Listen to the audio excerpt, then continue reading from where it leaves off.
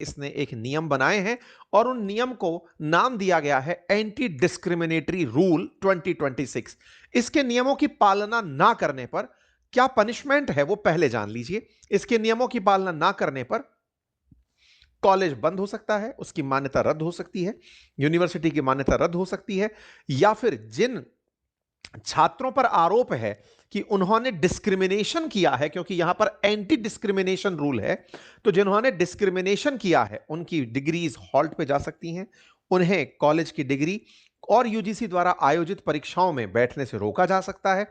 एक प्रकार से समझिए कि ग्रेजुएशन की डिग्री में उन्हें और बाद में सरकारी नौकरी या यूजीसी द्वारा आयोजित कोई भी पात्रता परीक्षा में बैठने से वंचित किया जा सकता है। तो यूजीसी ने एंटी डिस्क्रिमिनेशन रूल्स क्या बनाए हैं, नाम से पता चल रहा है डिस्क्रिमिनेशन को रोकने के लिए कुछ रूल बनाए गए हैं। अब इन रूल का थोड़ा सा बैकग्राउंड जान लेते हैं, रूल की कहानी और उसके पीछे की पटकथा को थोड़ा सा। कोई ना कोई अपराध हो रहा है रोहित वेमुला, और अंदर पढ़ने वाला एक छात्र था, पीएचडी कर रहा था। अपने कमरे के अंदर इसकी आत्महत्या होती है और यह व्यक्ति मरने के बाद जब मुद्दा बाहर निकल कर आता है तो पता चलता है कि इसकी मृत्यु के बाद, मतलब इसकी मृत्यु के पीछे कारणों में जातिगत भेदभाव एक बड़ा कारण पाया गया था। हालांकि बाद की रिपोर्ट्स में कुछ जानकारियां निकल कर आई कि इसने ऐसा नहीं कहा था। इसके आत्महत्या में कहीं भी इस तरह की जानकारी नहीं थी, इस नोट में कोई जानकारी नहीं थी। तमाम प्रकार की राजनीति हुई, यहां तक जानकारी बाद में निकल कर आई कि यह व्यक्ति ऐसी था ही नहीं, ये फेक ऐसी सर्टिफिकेट के साथ था। इस तरह का भी मार्केट में न्यूज का इंफॉर्मेशन रहा। हालांकि हमारे देश के प्रमुख विवादों में रोहित वेमुला का मामला रहा। दूसरा मामला था पायल तड़वी का मामला। पायल तड़वी मुंबई के अंदर बीवाई बीवाई नायर अस्पताल जो है उसके अंदर गायनेकोलॉजी डिपार्टमेंट के अंदर पीजी कर रही थी। वो भी अपने कॉलेज में हॉस्टल रूम के अंदर उन्होंने अपनी आत्महत्या कर ली। उसके पीछे भी परिवारजनों का आरोप लगा कि उसके जो 3 सीनियर थे वो उसे जाति के आधार पर, क्योंकि तड़वी अनुसूचित जनजाति में आती हैं, तो उन्हें प्रताड़ित किया करते थे। यह मामला भी हमारे देश के बड़े मामलों में रहा और इसके चलते 3 वरिष्ठ डॉक्टरों को गिरफ्तार किया गया और उन पर रैगिंग और एट्रोसिटी एक्ट के तहत मामला दर्ज किया गया। इन दो मामलों के बाद में, क्योंकि एक मामला 2019 का है और एक मामला 2016 का है, तो यह मामला उठा कि कॉलेजेस के अंदर बच्चों के साथ जाति के आधार पर अगर भेदभाव हो रहा है तो कॉलेज कुछ कर क्यों नहीं रहे हैं। तो इसके लिए जिम्मेदार बॉडी यूजीसी से कहा गया कि आप कॉलेजेस के अंदर भेदभाव को दूर करने के लिए कुछ रूल्स क्यों नहीं बनाते। अगर कॉलेजेस में भेदभाव होता है तो उनको दूर करने के लिए कॉलेज में, ताकि अनुशासनात्मक स्तर पर कार्रवाई हो सके, लोगों को रोका जा सके, इसके लिए कोई कानून क्यों नहीं बनाते, कोई गाइडलाइंस क्यों नहीं बनाते। यूजीसी से डिमांड किया जाना शुरू हुआ। यह मामला उठते हुए सुप्रीम कोर्ट पहुंचता है। रोहित वेमुला की मां और पायल तड़वी की मां सुप्रीम कोर्ट पहुंचती हैं। 2019 में मामला हाईलाइट होता है। परिसर के अंदर भेदभाव को लेकर के कि जो कॉलेज कैंपसेस हैं उनमें भेदभाव ना हो, इसके लिए यह मामला सुप्रीम कोर्ट पहुंचता है। सुप्रीम कोर्ट इसे बेहद संवेदनशील मामला मानता है और यूजीसी से कहता है कि आप इस भेदभाव को रोकने के लिए कोई रूल बनाकर लेकर आइए।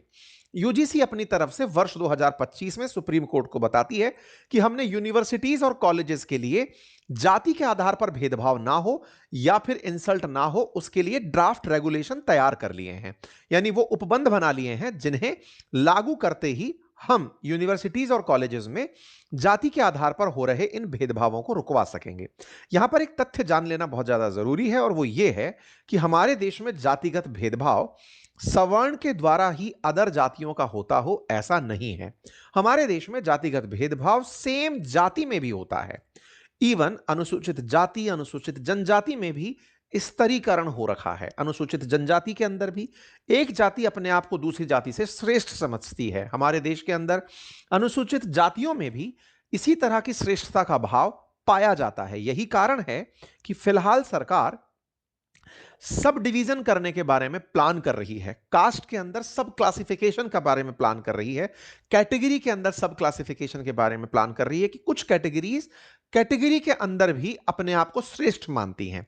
जातिगत श्रेष्ठता का जिनमें भाव है वो अपने से निम्नतर जाति के लोगों के साथ भेदभाव करते हैं। लेकिन यूजीसी ने इसे बिल्कुल ब्लैक एंड व्हाइट करते हुए 4 भागों में, एससी एसटी ओबीसी और जनरल, इन 4 भागों में समझा और इसने जो रूल ड्राफ्ट तैयार किए उनमें यह तय किया कि जनरल और ओबीसी वर्सेस एससी और एसटी। लेकिन ओबीसी के लोगों ने कहा कि हमारे साथ भी जातिगत भेदभाव होता है और ऐसी स्थिति में अगर हमारे साथ जातिगत भेदभाव होता है तो हमें भी रूल्स में इनके साथ रखा जाए, अर्थात SC, ST, OBC versus general, यानी कि जनरल कास्ट के द्वारा इन तीन जातियों के साथ भेदभाव होता है। यूनिवर्सिटी में अगर इस तरह के भेदभाव होते हैं तो यूजीसी एक रूल लेकर आती है कि सवर्ण जाति के छात्रों के द्वारा अगर इन तीन लोगों के साथ या इन तीन जाति के सदस्यों के साथ किसी भी प्रकार का जातिगत भेदभाव होता है तो उनके खिलाफ शिकायत कराई जा सकती है। ये वो रूल थे।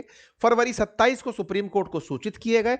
अप्रैल 25 के अंदर सुप्रीम कोर्ट ने इसकी परमिशन दी कि हां ठीक है, कर दो अगर आप बनाकर ले ही आए हो। और जनवरी 14 को यूजीसी ने इसका बम फोड़ दिया कि लो साहब हम लेकर आ गए। अब हायर एजुकेशनल इंस्टीट्यूशंस में अगर कहीं भी यह पाया जाता है कि वो जाति के आधार पर कोई डिस्क्रिमिनेशन हो रहा है तो उसे उस डिस्क्रिमिनेशन के आधार पर पनिश किया जा सकेगा। इस डिस्क्रिमिनेशन को रोकने का विधान बनाया गया कि कॉलेजेस में कैसी कैसी बॉडीज बनेंगी, क्या तरीके